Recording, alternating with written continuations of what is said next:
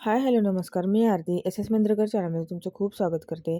आज आपण बघणार आहोत 8 दिवस टिकणारे असे गावाला जाताना बनवून डब्यासाठी नेण्यासाठीचे वांगे, अ, मसाला वांगे.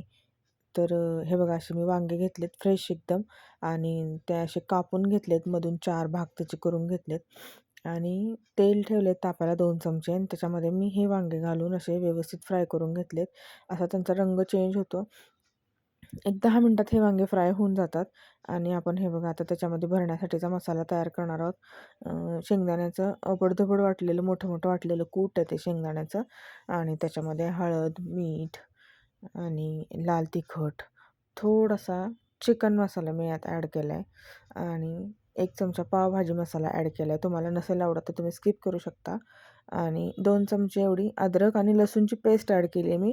कोथिंबीर कापून घातली आहे वाटून न घालता आणि थोडंसं 2-3 चमचे त्यातनी तेल ॲड केलं आहे आणि हे सगळं व्यवस्थित मिक्स करून घ्यायचं आहे आणि हे सगळं व्यवस्थित मिक्स झालं तोपर्यंत वांगे आपले छान शिजून मऊ होतात. हे बघा आणि हे थंड करायला ठेवलेत मी 5 मिनटं. गरम गरम भरायला जाऊ नका, हात भाजेल, नाहीतर म्हणाल सांगितलं नाही.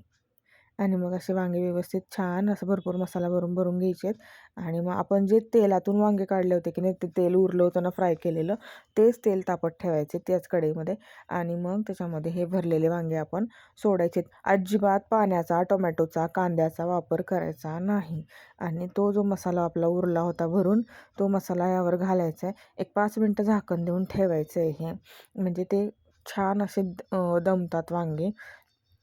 हे बघा असे छान दमून येतात आणि तो मसाला जो आहे ना, तो असा छान खरपूस शिजतो आणि अशी आपली डिश लगेचच तयार होणारी आहे फास्टमध्ये.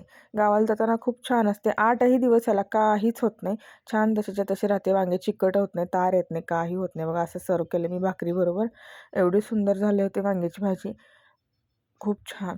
हे बघा असे वांगे दिसतात आपले आणि गावाकडे मिळणाऱ्या भाज्यांची चवच वेगळी असते, त्यामुळे अजूनच भन्नाट लागतात ही वांगी. तुम्ही पण नक्की ट्राय करा. डिश आवडली असेल तर लाईक, शेअर, सबस्क्राईब करायला नक्कीच विसरू नका. धन्यवाद.